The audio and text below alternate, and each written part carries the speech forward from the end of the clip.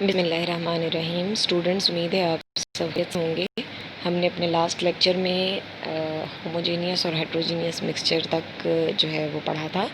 आज हम अपना यही chapter page number 11 topic 1.2.2 atomic number और मैस नंबर से स्टार्ट करेंगे। ठीक है। एटॉमिक नंबर और मैस नंबर ये दोनों बहुत इंपॉर्टेंट प्रॉपर्टीज़ हैं किसी भी एलिमेंट से रिलेटेड।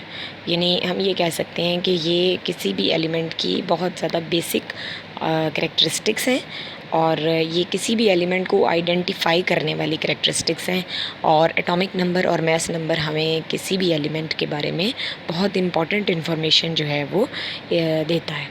ठीक है, तो हम इसमें जो है इनकी डेफिनेशंस देखेंगे और इनमें डिफरेंस देखेंगे और फिर हम ये देखेंगे कि ये जो प्रॉपर्टी है ये हमें कहाँ हेल्प करती है किसी भी एलिमेंट की करेक्टरिस्टिक्स को जज करने में।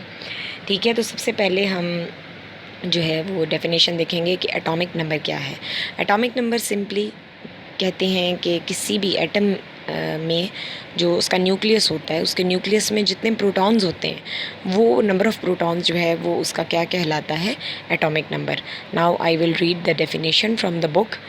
The number of protons in the nucleus of an atom is known as its atomic number.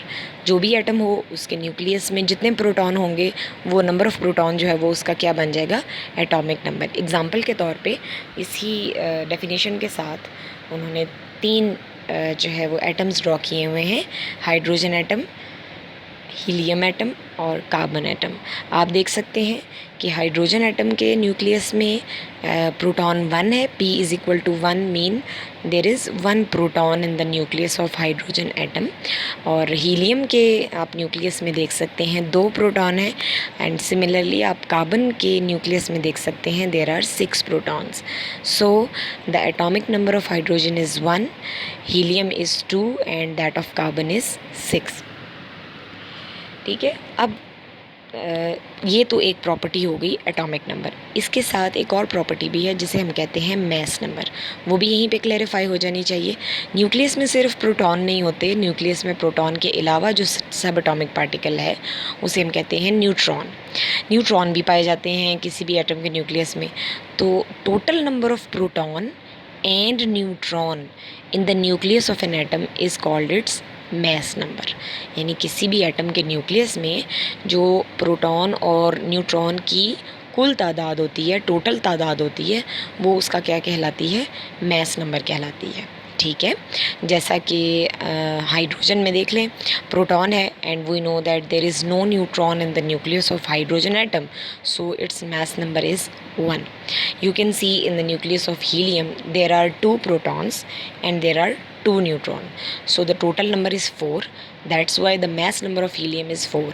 And you can see the nucleus of carbon atom, there are 6 proton and 6 neutron. And the mass number of carbon is 12. So what is the difference between atomic number and mass number? Atomic number is the number of protons only, while the mass number is the total number of protons and neutrons. In other words, इससे हम एक चीज़ ये भी जज कर सकते हैं कि अगर हमारे पास मैस नंबर हो और हमें किसी भी एटम के नंबर ऑफ़ प्रोटॉन्स पता हो, तो हम मैस नंबर में से अगर प्रोटॉन्स को, न्यूट्रॉन्स को अगर हम माइनस कर दें तो we can get the atomic number of any element. ठीक है, तो यहाँ पर उन्होंने इसको मैथ इक्वेशन की फॉर्म में भी लिखा हुआ है। Number of neutrons is equal to mass number minus atomic number. यानी अगर किसी भी कोई भी एटम है उसका हम आपको एटॉमिक नंबर भी बता देते हैं और मैस नंबर भी बता देते हैं और हम आपसे कहते हैं कि आप उसके नंबर ऑफ़ न्यूट्रॉन्स बता दें कि उसके न्यूक्लियस में कितने हैं, तो that's very simple. You just go through a subtraction some, you will subtract number of atomic number from mass number and you will get the number of neutrons in the nucleus of any atom. इसके साथ उन्होंने example दी हुई है। Example में आपको ये बताया है कि हमारे पास एक एलिमेंट है, उसका एटॉमिक नंबर 17 है और मैस नंबर 35 है। आप उसका नंबर ऑफ़ प्रोटॉन्स और नंबर ऑफ़ न्यूट्रॉन्स बता दें। तो this is very simple. First you will find the number of neutrons. How will you find the number of neutron? You will subtract atomic number from mass number and you will get 18. Now you can tell us that there are 18 neutron in the nucleus of the given atom. And what about number of proton? This is very simple. Atomic number is equal to number of proton, and as we know that its atomic number is 17, so there are 17 protons in the nucleus of atom. At the end you are able to tell that there are 17 proton in the nucleus of that atom and 18 neutron in the nucleus of that atom. Now the next very important definition or term which is related to an element or an atom is the relative atomic mass or atomic mass unit and atomic mass unit. In this topic you will learn the definition of relative atomic mass and atomic mass unit, and before explaining the definition of relative atomic mass, I want to tell you that how this relative atomic mass has been developed with the passage of time.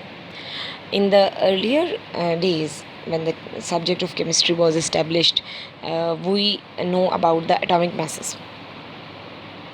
And as we know that atom is a very smaller particle, we cannot even see it with naked eye or even with the simple microscope. We cannot see a single atom. So we cannot have an idea about the mass of an atom, or we can not have any balance which can measure the mass of the atom. So the scientist working with chemistry developed a scale on which we can determine the relative atomic mass. Relative atomic mass mean we determine the mass of an atom by relating it with a standard. We have set a standard element and we relate the atomic masses of rest of the elements with that standard element. In the earlier days, the standard element was hydrogen. With the passage of time, this element was changed due to many reasons. Now, on the new scale or on the modern definition of relative atomic mass, we have carbon as the standard element. So we define the relative atomic mass by relating it with the mass of atomic mass of carbon 12. Carbon has isotopes C12, C13 and C14. There are 3 isotopes of carbon. So we take C12 as standard to calculate the relative atomic mass of an element. So you have to learn the definition of relative atomic mass, and the definition is given in bold letters at the end of the paragraph. Now I will read the definition from your book. The mass of an atom of an element relative to the mass of an atom of C12 is called its relative atomic mass. And what about atomic mass unit? Atomic mass unit जो होता है बेटे, वो उस पूरे scale पे जो relative atomic mass का स्केल है, उसका जो एक सिंपल यूनिट होता है ना, एक यूनिट, उसे कहते हैं रिलेटिव एटॉमिक मास यूनिट या एटॉमिक मास यूनिट, और इसे हम रिप्रेजेंट करते हैं AMU से. अब ये एटॉमिक मास यूनिट समटाइम्स समझ नहीं आता कि ये क्या है, तो इसके लिए बहुत सिंपल एग्जांपल है कि हमारे पास एक रूलर होता है, स्केल जिसे कहते हैं, जिससे हम लाइंस ड्रॉ करने के लिए यूज़ करते हैं. उस पर बेटे सेंटीमीटर स्केल यूज़ किया जाता है, इंचेस भी उस पर यूज़ किए जा सकते हैं. ठीक है, तो हम ये देखते हैं कि अगर रूलर 15 सेंटीमीटर्स का हो तो उसके ऊपर 1 सेंटीमीटर के डिस्टेंस पे लाइंस लगी हुई होती हैं, लाइंस ड्रॉ हुई होती हैं. तो वो एक जो उसका यूनिट होता है that is about equal to 1 centimetre. बिल्कुल इसी तरह बेटे जो हमारा रिलेटिव एटॉमिक मास का स्केल है, उसका जो एक यूनिट है उसको हम कहते हैं एटॉमिक मास यूनिट. और वो एटॉमिक मास यूनिट किसके इक्वल होता है? वो कार्बन 12 के मास के 1/12 के इक्वल होता है. यानी कार्बन 12 का मास जो भी है उसका हम 1/12 हिस्सा कैलकुलेट करें अगर, तो वो एक एटॉमिक मास यूनिट के इक्वल आता है. ठीक है, ये आपको मैथमेटिकल फॉर्म में भी दिया हुआ है कि 1 AMU is equal to mass of 1 C12 atom divided by 12, यानी उसके एक एटम के 12 हिस्से के बराबर होता है. और ये इन्होंने कैलकुलेट किया है 8.40. Hydrogen atom is 8.40% as massive as a standard carbon 12 atom. Therefore, the relative atomic mass of hydrogen is 8.40 divided by 100 multiplied by 12 AMU. So we get the answer 1.008 AMU. So by this we can calculate the atomic mass, relative atomic mass of any element by relating it with carbon, that how our required element is heavier than the carbon 12, the atom of carbon 12. यानी हम ये calculate करते हैं कि जो भी element है या जो भी एटम है जिसका हमने एटॉमिक मास फाइंड करना है वो कार्बन 12 से कितने गुना जो है वो हैवी है, कितने गुना भारी है। तो जैसे कि अभी हमने इसमें पढ़ा एग्जांपल में कि एक हाइड्रोजन एटम जो है वो 8.40% हैवियर है कार्बन एटम से। सो इसी तरह हम बाकी एलिमेंट की भी जो है वो कैलकुलेशन कर सकते हैं। और इसके लिए जो उन्होंने कुछ एलिमेंट्स के रिलेटिव एटॉमिक मासेस आपको इस पैराग्राफ में बताए हैं और टेबल में भी बताए हैं। आप देख सकते हैं कि ऑक्सीजन O, सोडियम Na और एल्यूमिनियम Al के रिलेटिव एटॉमिक मासेस जो हैं वो दिए गए हैं यहाँ पे। ऑक्सीजन का रिलेटिव एटॉमिक मास है 15.9994 AMU। इसी तरह सोडियम का रिलेटिव एटॉमिक मास है 22.9898, जिसको हम राउंड फिगर में 23 लेते हैं। और एल्यूमिनियम का एटॉमिक मास है 26.9815 और इसको हम राउंड फिगर में 27 लेते हैं। ठीक है, अब आप देख सकते हैं कि टेबल 1.1 में कुछ एलिमेंट्स के रिलेटिव एटॉमिक मासेस हमें एग्जाम्पल के तौर पे दिए हुए हैं।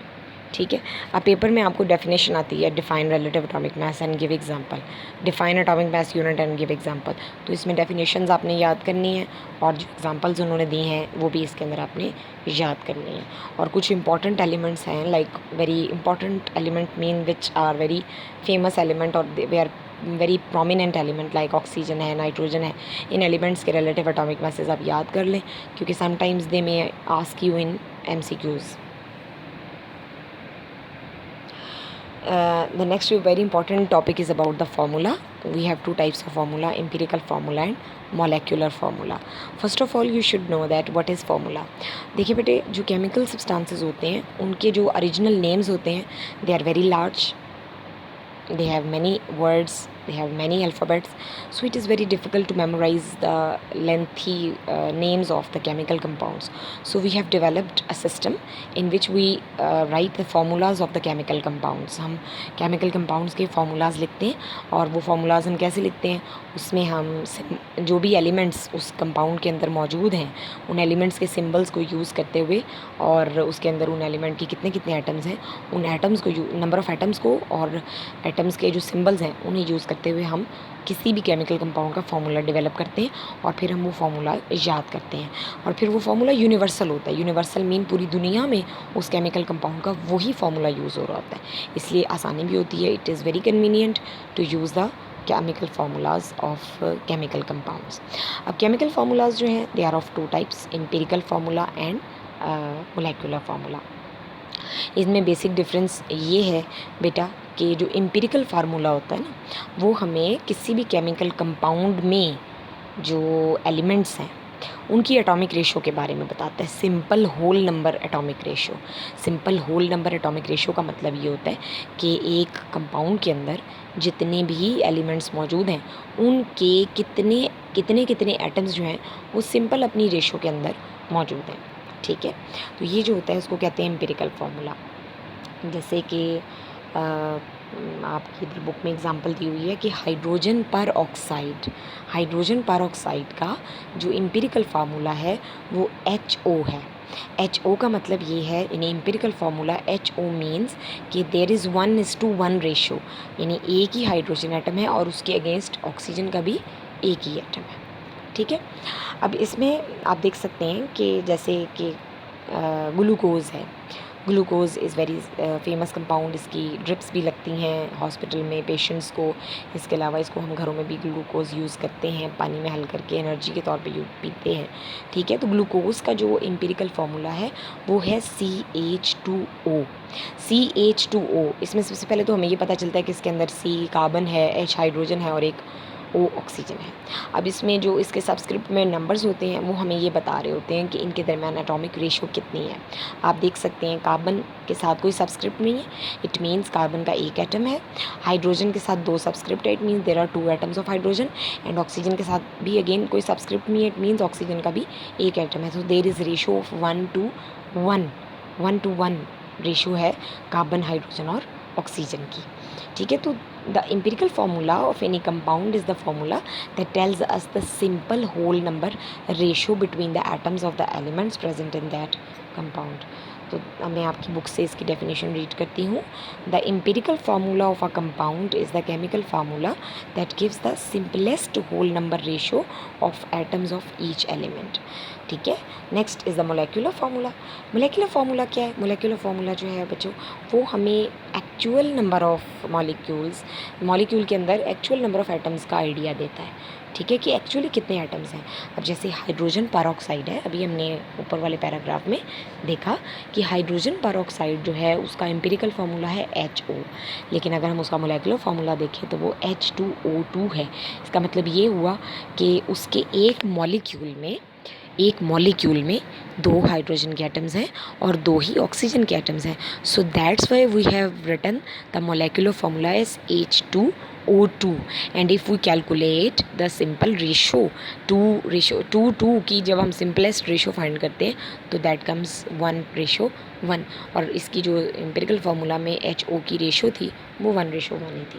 ठीक है, सिमिलरली ग्लूकोज का हमने अभी पढ़ा ऊपर वाले पैराग्राफ में कि एम्पिरिकल फार्मूला CH2O है, बट इसका एक्चुअल जो एम्पिरिकल मॉलिक्यूलर फार्मूला है वो होता है C6H12O6।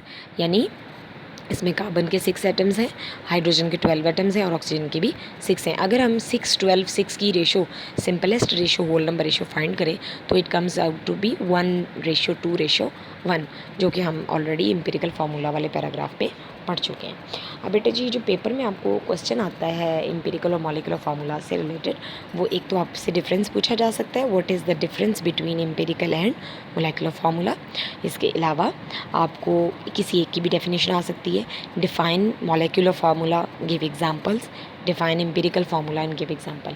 एंड उसके साथ आपको जो है वो जैसे कि ये हमारी सेल्फ असेसमेंट जो एक्सरसाइज है 1.2, इसमें उन्होंने ये दिए हुए हैं आपके सामने, रेशो दी हुई है कार्बन और हाइड्रोजन की, और उन्होंने कहा है कि आप इन रेशो को यूज़ करते हुए आप जो है वो इनके मॉलिक्यूलर एम्पिरिकल फार्मूला फाइंड कर सकते हैं। ठीक है, नेक्स्ट जो है वो है molecular mass and formula mass. Molecular mass क्या होता है? देखिए बेटे, molecular mass means the mass of the molecule. अब मॉलिक्यूल जो है वो सिंपल एक एटम का तो नहीं होता, उसमें बहुत से एटम्स इन्वॉल्व होते हैं। तो जब हम किसी मॉलिक्यूल का मास फाइंड करते हैं, so we sum up the atomic masses of or mass numbers of all the atoms present in one molecule। एक मॉलिक्यूल के अंदर जितने भी एटम्स हैं उनके मास नंबर्स को जब हम सम अप कर देते हैं, जमा कर देते हैं, तो वो उस मॉलिक्यूल का क्या बन जाता है? Molecular mass. फॉर इंस्टेंस उन्होंने वाटर की एग्जांपल दी है। Formula of water is H2O, that means there is 2 hydrogen atom, there are 2 hydrogen atoms and 1 oxygen atom. So when we calculate the molecular mass of water, we will add up the atomic masses of all the atoms present in the formula. अब इसमें hydrogen के 2 atoms हैं, we will multiply 2 with 1.008 plus 1 oxygen atom will be 16.00, and the total atomic mass, molecular mass comes out to be 18.016 AMU।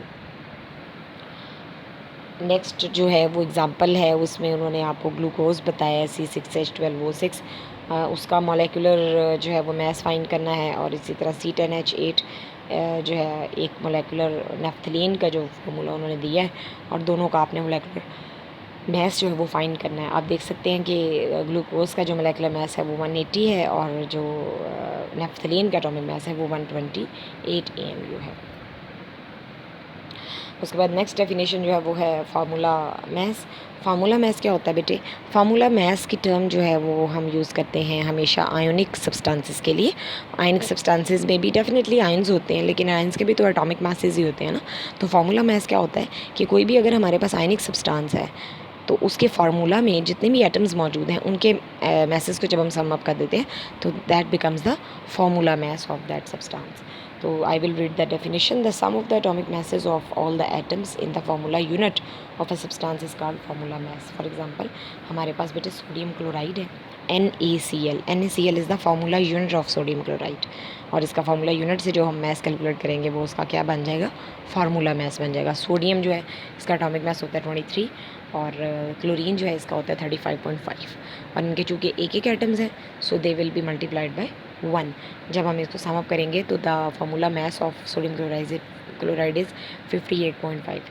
Similarly magnesium hydroxide का भी जो formula mass है वो उन्होंने कैलकुलेट किया हुआ है यहाँ पे 58 एटॉमिक मास यूनिट है।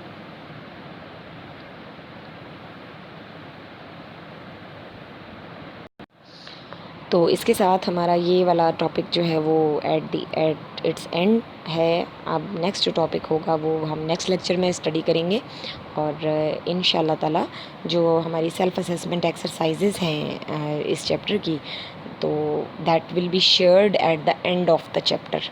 जब ये चैप्टर एंड हो जाएगा तो मैं चैप्टर के एंड पे आपके साथ जो है वो सेल्फ असेसमेंट एक्सरसाइजेज़ का सोल्यूशन जो है वो भी शेयर करूँगी इंशाल्लाह ताला।